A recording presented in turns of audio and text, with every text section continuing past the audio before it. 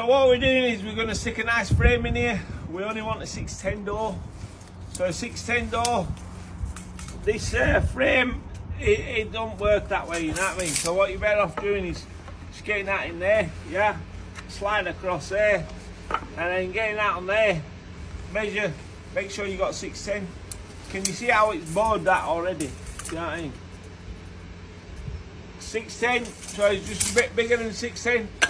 Then all we have to do is cut straight down there and straight down there.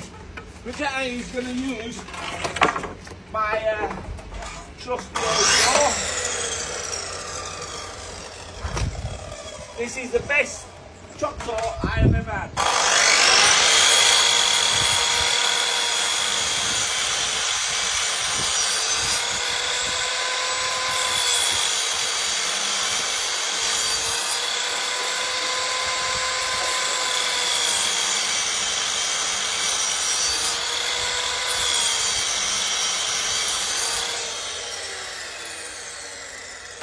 Now you get a sharp chisel, and once you knock that, that's just going to go, and then that is going to sit exactly into that slot, but obviously that slot, do you know what I mean? This passport, don't go.